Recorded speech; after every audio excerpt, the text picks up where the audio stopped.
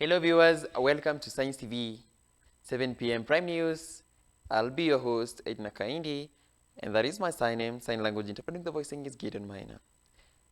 We humbly request you to join us as we inform you and share the important news that happened locally and internationally. On to our first news item. President William Ruto has deployed the Kenya Defense Forces, KDF, to oversee the construction of more than 75 health facilities across the country to ensure their rapid completion. During the commission of the Sogoo Level 4 Hospital in Narok County, Defense Principal Secretary Patrick Mariru announced that the fully equipped facility will be completed within 11 months. The deployment of the KDF to the Sogoo Hospital follows a visit by President Ruto in May, when he was displeased with the slow pace of construction. The move is part of the broader strategy to accelerate the delivery of key infrastructure projects. Shida ambayo wako naye hapa wakiendanga huko pande ya Bomet kwenda kutafuta health services. Diposa yeye akaamua hii ni mtoto yake. Sijui kama tunasikizana? Hii hospitali inajengwa na Mheshimiwa Rais. Kutoka mwanzo mpaka anaweka equipment, ameniambia tu niandike wafanyikazi ya kufanya kazi. Na hiyo hatuwezi piga makofi. Hapo kutangazia governor ya kwamba hii hospitali under 11 months utafungua milango wananchi waingie. Under 11 months. Na sio hii hospitali peke yake, kuna zingine. Hata hivyo, hata kama mnasikia wanajeshi ndio watajenga, wanajeshi ni kusupervise.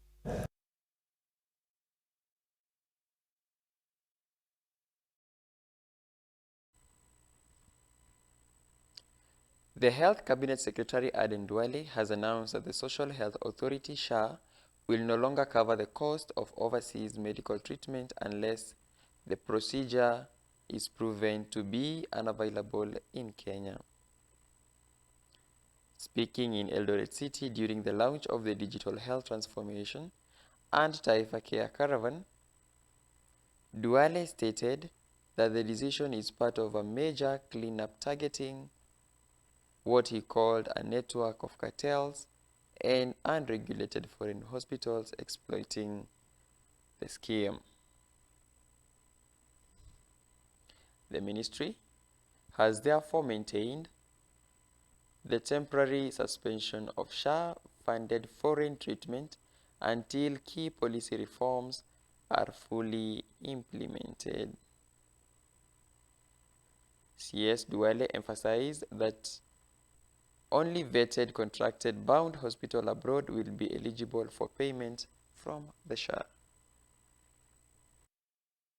The hospitals that you are being referred to in India and everywhere must first have a contract with the SHA. So a Kenyan can go to foreign treatment if he's going to pay for himself. Because we have incidences where we felt the referral system was a bit not tidy. There were people who were getting commission. So a patient who can get the same treatment in our country was being referred to India.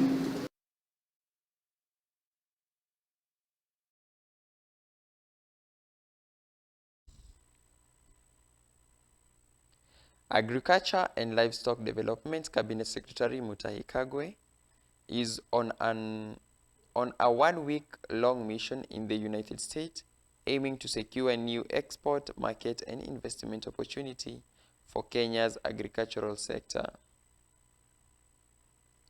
The mission, which seeks to boost direct-to-market export, has already yielded promising talks with major retailer players. The CS and his delegation met with retail giant Walmart, which has over 40,000 outlets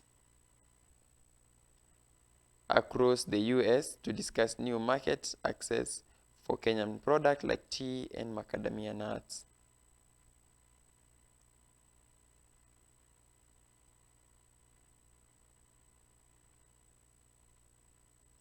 Kenya Tea Development Agency KTDA and the Macadamia Association of Kenya are part of the delegation.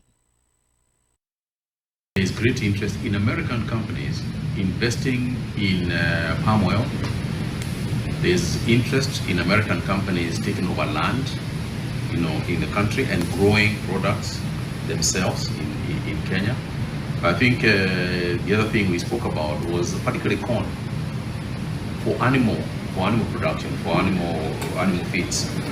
That I think is something that we can start almost immediately, because we are looking, for animal feeds. So it's a question of American companies expressing this, but it comes down to, at the end of the day, there has to be that intervention.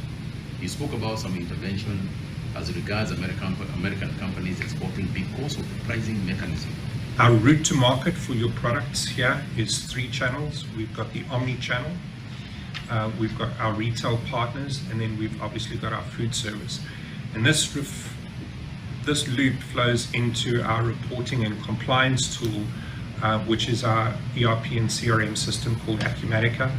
It allows us to provide the data back to you and identify where there is key opportunities for agricultural products from Kenya. Like 78% of what we produce is coming to the US. But what is ailing is, as a sector, is that lack of trust and lack of transparency in pricing.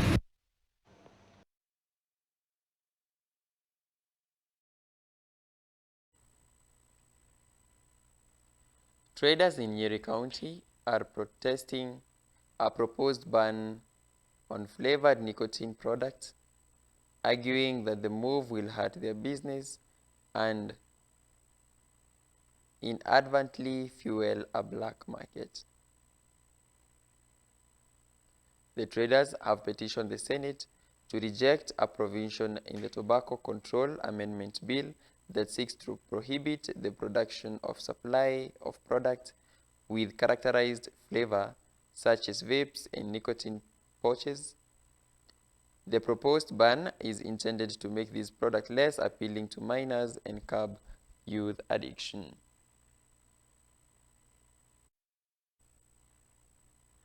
In a press statement, the traders contended that while they support measures to protect minors, a ban on flavor would be counterproductive. They claim it will not stop consumers from accessing this product, but will instead shift sales to unregulated illicit channels.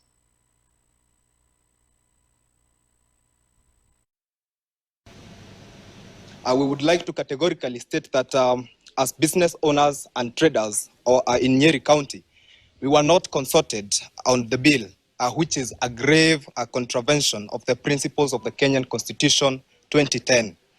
Nonetheless, having listened to the debate on the floor of the House regarding the bill 2 weeks, and before the Senate went on recess, we are extremely concerned that it should be passed in its original form. The bill would open the door an inflow of increased illicit trade in nicotine products, particularly vapes and pouches. While we appreciate that the sponsor of the bill, and indeed the Senate, is keen to establish measures that will safeguard against the sale of these products to the underage, we are concerned that its proposals to ban the flavors will only open up the sales of the products through the black market, thereby denying businesses and at the same time denying the government, by the extension of the country, the much needed revenue which KRA would collect from legitimate businesses.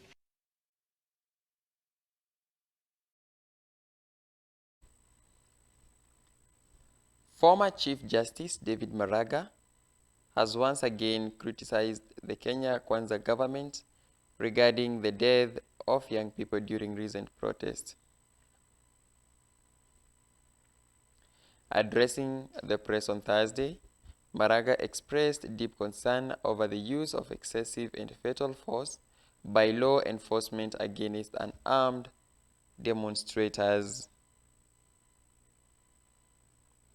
He stated that protesters should be handled through the proper legal process, not terrorized, emphasizing that they are young people simply seeking their rights. It is actually the state which is terrorizing. Why are we saying that?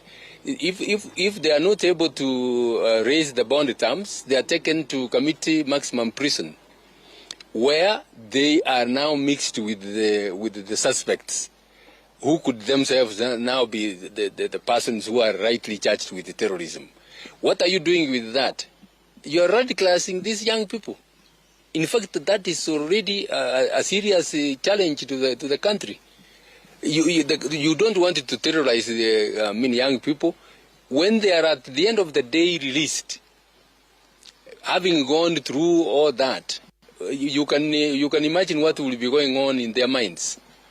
We are saying, look, let the state, do its work properly and stop this issue of terrorizing young people who are just asking for their rights, demonstrating and asking for their rights.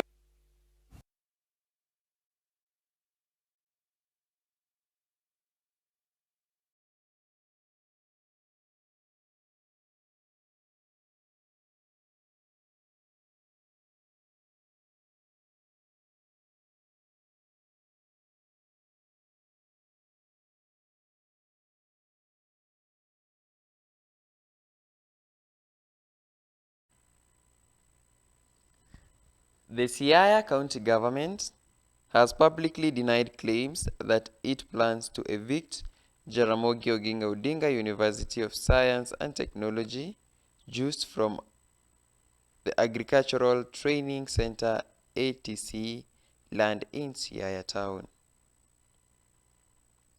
In a press conference held at the county headquarters, officials dismissed the report, which they say originated from some local elected leaders. County Secretary Joseph Ogutu and the County Executive Committee member CECM for Lands Maurice Makorege accused those spreading the rumors of seeking cheap political mileage. Makorege,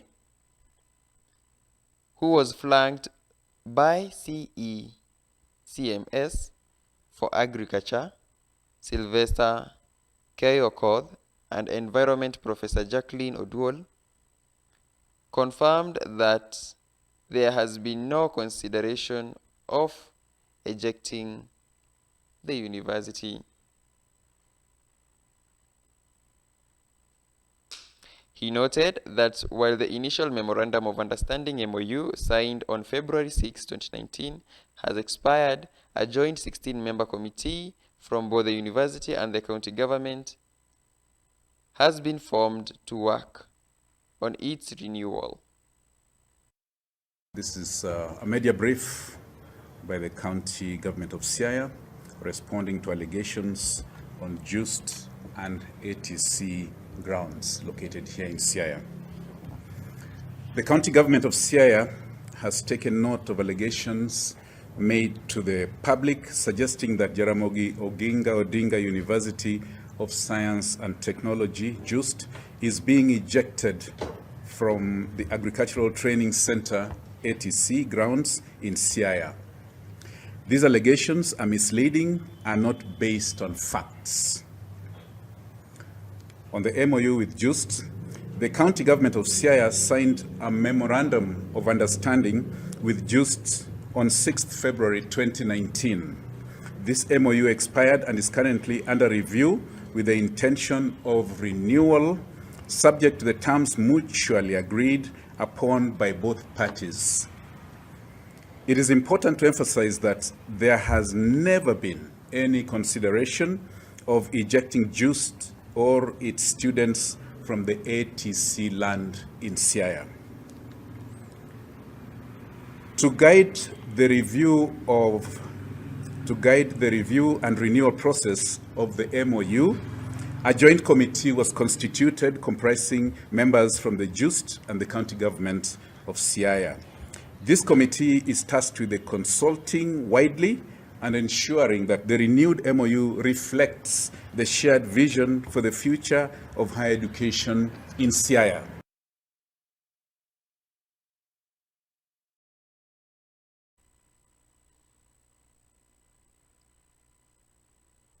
A meeting between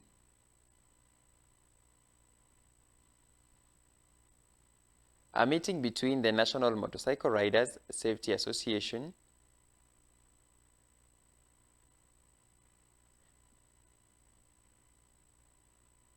Boda Boda operator leaders and police chief has resulted in new strategies to curb criminal behavior among some riders. The gathering aimed at addressing issues such as destruction of vehicle after accidents led to a key agreement. All Boda Boda operators will be required to join a registered SACCO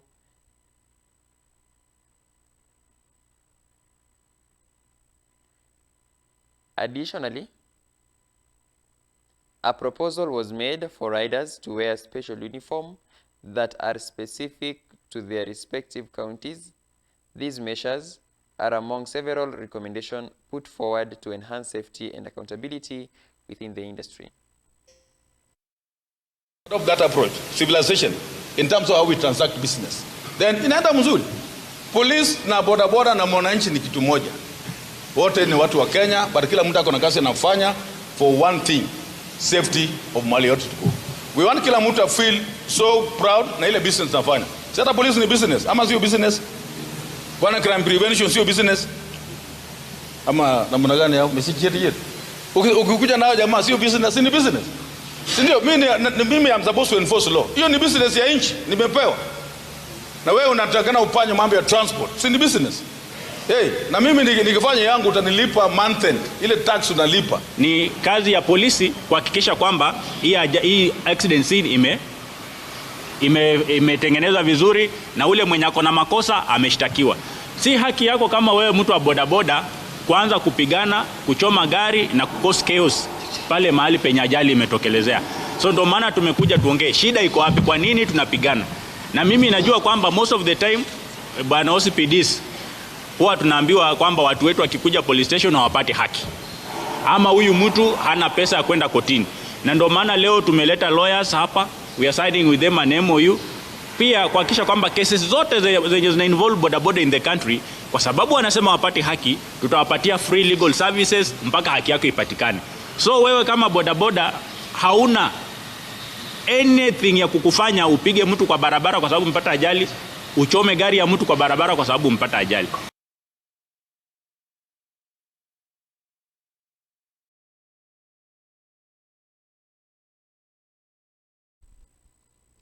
We'll take a short commercial break and then we'll be back soon with sports news.